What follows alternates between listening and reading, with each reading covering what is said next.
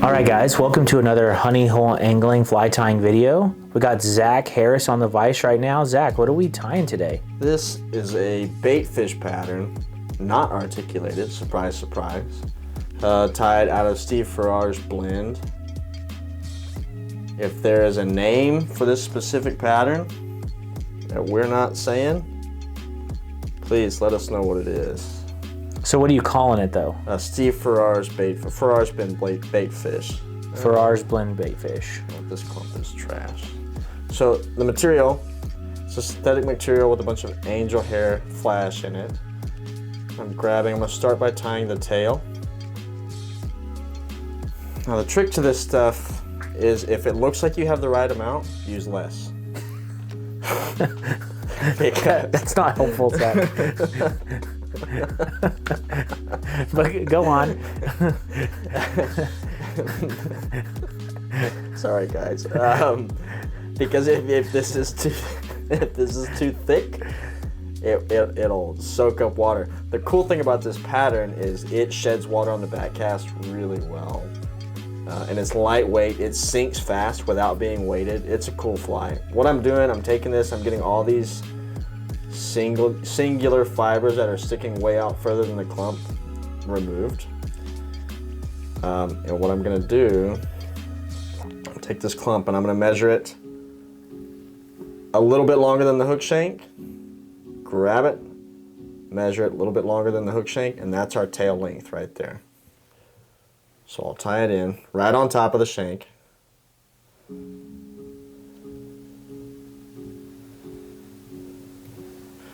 And what we'll do is we'll take the front half and you should be able to fold it and measure it to match the first clump. Again, right on top of the shank. Couple tight wraps. Work your thread forward just a little bit. And there's our tail. Now there should be very little trimming involved with the finished fly. There's going to be some, but there shouldn't be much. If you didn't notice, I just cut off that loop that I made. Now the cool thing about this material, if you tie it the way I just did, you're going to have a natural taper. The taper on this tail is the taper you're going to base the rest of the fly off of when you're tying in the materials or when you're trimming. So now what we're going to do, progress my thread to in front of this thread head here. Okay, and we're gonna do that in the whole fly. We're gonna space these clumps out. And as you're tying the fly, you're gonna be able to see your thread wraps, but when the fly is finished, somehow or another, they disappear. I'm grabbing another clump. Again, I'm gonna grab the right amount and then remove some. Same concept. I am pulling out the stragglers. I said same concept, same process. So I'm going to start with the belly. Oh, you know what? I forgot to do one thing. Let's go back to this tail. We need to do a few wraps underneath it. And what that does... I was about to ask, what does that do, Zach? It's going to help, see how I prop that tail up? It's going to help stiffen it, not stiffen it, but it's going to help hold it up a little bit. So that way your tail doesn't droop down. There we go. 2 or 3 wraps, tight, go under it and then pull forward and it's going to prop it up. Just like we want it. So now, I'm going to take my material. This is for the belly. I wanted to go roughly 1/2 to 2/3 the length of the tail. And the trick is, we'll tie it in kind of off to the side. So here I'm tying it on the side of the hook closest to me. Not directly on the side, but kind of the top quadrant of the hook. Do a couple of wraps. And I'm going to take the front half. And I'm going to match it on the other side of the hook. I'm going to wrap it back. There. Take our loop that we just made and cut it off. Boom. We'll go to the top. So that's our belly. And the reason I did it so short is our belly is gonna, you essentially want more material on top of the fly than you got on the bottom to help it keel. But same thing on the top.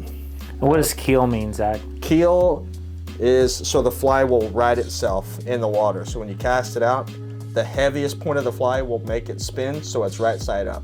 So like a boat has a keel on it. We think of it, the weight of the fly on a fly is the keel. Like how do you explain that? Does that make sense? You want the fly not to be upside down in the water, right? Basically. So when it keels, it's right side up the way that it was designed. And this is a big heavy hook Zach's got on there. So that's gonna, if you do it right, that's gonna make sure that the hook is pointed down. So again, now we're at the top of the fly. This time, instead of doing 2/3, we're gonna go just barely shorter than our tail. And we are gonna put it in the top quadrant closest to me. Wrap a few tight wraps, fold it, and match it on the top quadrant furthest from me. Tight wraps, come forward. Take this loop we created of the material up here. Trim it out. Boom, so we got our first portion of the body tied in. Cover up the ends. Now I'm gonna move forward in front, pretty far in front of that thread head, and we're gonna do the exact same thing. Now, Zach, what would you use this fly for? You can use it for any predator out there. I'm tying it on a Tiemco 600 SP, which is a big saltwater hook, but it's not too big for a bass. So you can throw this exact fly for bass, redfish. You can throw it for a speckled trout. You can probably throw it for brown trout and rainbow trout on the right hook. How about Dorado? Yeah, how about Dorado? Would this work for Dorado? Yes, we got the approval from the Argentina girl. It'll work on Dorado. Let's see, so where are we at? We kind of want to see, yep, there it is. So we're going to kind of match that just a little bit shorter than that first section of belly that we tied on. But yes, any predator, and you can tie it in all sorts of different colors. Today we're doing kind of a red with some hint, or a white with some hint of red in it. And you'll see the red once I tie the head in later. Match our length.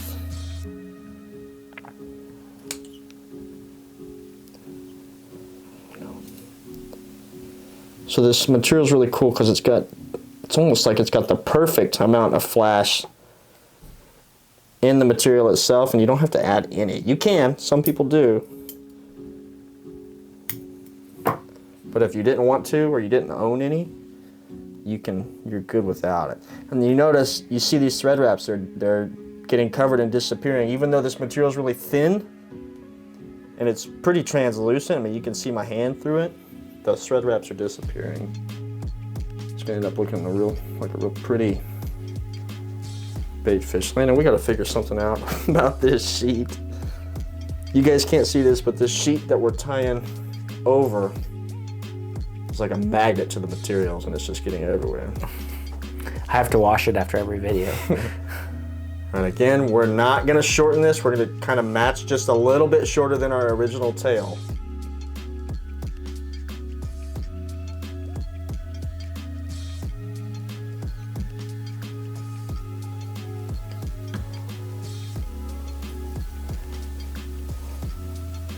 It's really important when you're tying your materials on different sides of the hook like this. The length I tie on my side is exactly the same as the length on the far side, because if you don't, it'll corkscrew through the water. Uh-oh, that could have hurt. And we don't want it to corkscrew through the water. Well, I don't know, actually that could be a good thing. I think a fish would hit a corkscrewing fly, a spinning fly. Yeah, wounded baitfish. I think so too. So now what we're gonna do, I'm gonna do one more clump. It's gonna end up being a little closer, but we wanna leave a gap because we're gonna tie in a craft fur brush for the head. So we're gonna repeat our process one more time here. What a mess.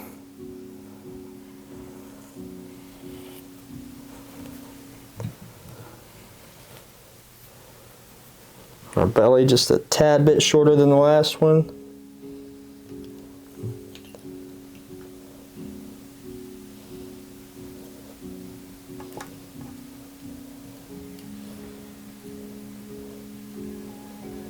I'm not trying to jinx this video or anything, Zach, but you haven't broken your thread yet. Landon, you know, you shouldn't do things like that. You should just let good things happen. What you didn't know is that we have an over or under on how many times you break your thread. Little bet going, little side pot. I believe it. Can I get in on this? Well, let's count how many times I dropped my scissors. There's always You're something. barefooted too. If those went pointing down, that would hurt. You know, for the people that know me, they know that I'm almost always barefooted. I've got sandals on. It's a pretty normal thing. For those that don't know me, it could be 30 degrees outside, and I will figure out a way to wear sandals. Salt life, bro. All this SF blend too, you're kind of tossing to the side. Yeah. You could take this, you could cut it up smaller, and then we have like a how to make your own dubbing video. You could turn this into dubbing. Oh yeah, you could. As opposed to just like, it's not a ton that's being thrown away, but you are pulling some out and kind of tossing it. Yeah. As opposed to trashing it. Yeah. It's just something, it's hard to salvage, but yeah, if you wanted to make a dubbing, you could. We have a video on how to do that if you want to make your own dubbing. Yeah, go check it out. If you guys want to check it out, we'll link it. A lot of things too.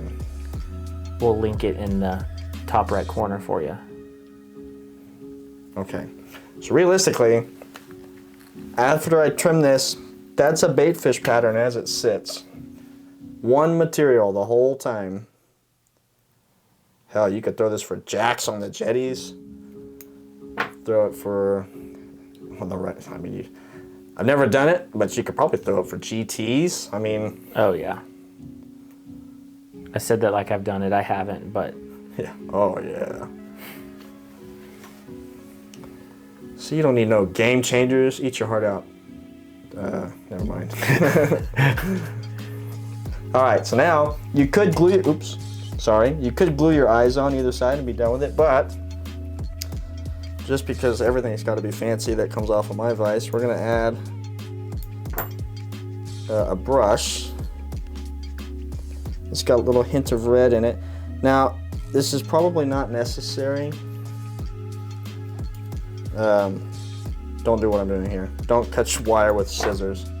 This is probably not necessary. I'm tying the brush. It's got a wire kind of spine to it. All this fiber is being held with wire. So it is going to add some weight. With the hook this big, we probably don't have to worry, but I always try to tie these in at the bottom. Just because any weight, I want it to be at the bottom of the fly so it helps. It doesn't fight itself when it's trying to right in the water and keel.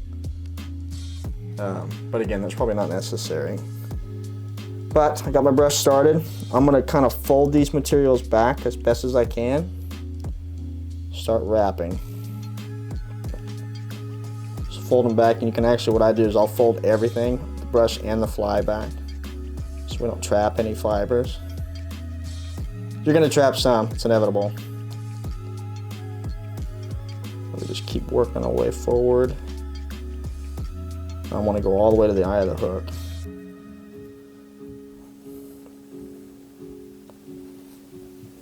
So once I get close to the eye, I'm gonna spin this.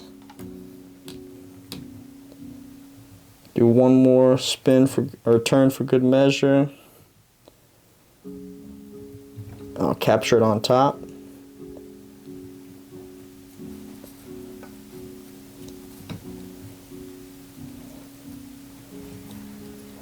Now I'm gonna helicopter this off. What I'm doing, I'm spinning it and pulling this wire. I can feel it warming up. It's gonna get hot and break. I heard it break and I can pull it out. Now, I need a brush, a wire brush. Give me just a minute.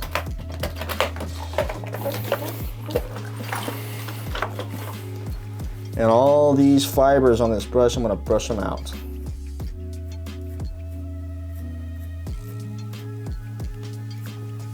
So now we're getting it all nice and untangled. I know we said we didn't know how that red was going to look on the front, but honestly, yeah. We were kind of worried about it because we hadn't tied this color profile before. See what happens when you freestyle?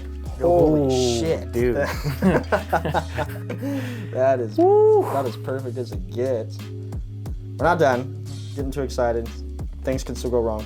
All right, we're gonna wrap a little thread head here. Not too much, you wanna keep it small. Now we're gonna whip finish.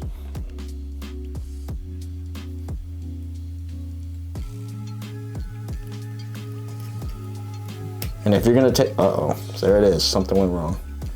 If you're gonna take this to the salt water, I recommend super gluing your head. The thread head, not the brush head. Now what we'll do is I'll take my anadromous 3-inch razor scissors. I'm just gonna get all these nasties out of the way.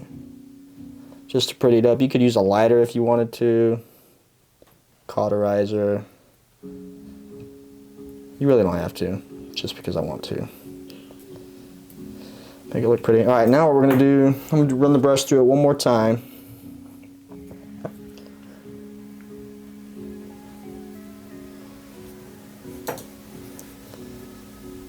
I'm gonna take my super glue and some eyes. Eyes of your choice, whatever you want. It doesn't have to be anything specific. You can go big, small, whatever color, whatever shape. But I use the eye of the hook as my guide. I'm gonna put a little bit of gel super glue. And the reason it's gotta be gel is because if you use a super glue that's too thin, what's gonna happen is it's just gonna soak into the material. It won't capture the eye. It won't glue it on, and it'll just make a mess. But I'm not pushing hard either because I want this material, I don't want to glue it to the shank of the hook. I want it to keep a thicker profile. Then we'll go around to the other side, do the exact same thing. Try to match it.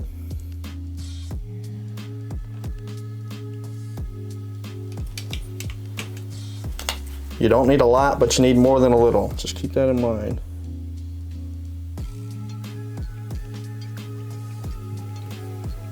You want to look from the top, kind of make sure our eyes are roughly the same. And they're close enough. Cool. Dude, that looks good, man. Almost done. One more step. You know, I'm gonna be honest with you. I personally am not a huge fan of the craft fur, but that's a preference. This fly is dirty, honestly. So I'm gonna do something I've been told not to do. Removing a fly from the vise. I'm gonna pinch the material sideways, like this, okay? Perfectly sides, on the sides. I'm gonna take my razor scissors, just use the bend of the hook as my guide, and I'm gonna angle my scissors so they're, if it was long enough, I'll use my brush or I'll use something, my bobbin. The cut would go from the bend of the hook to the point, the tip of the tail. I'm gonna cut all this off. Razor scissors make it super easy.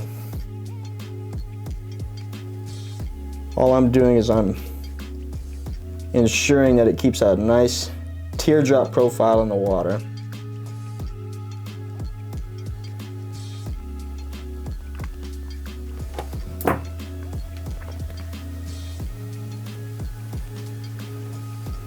And again, if you cut something off on one side, you got to do it on the other side too, to keep it exact.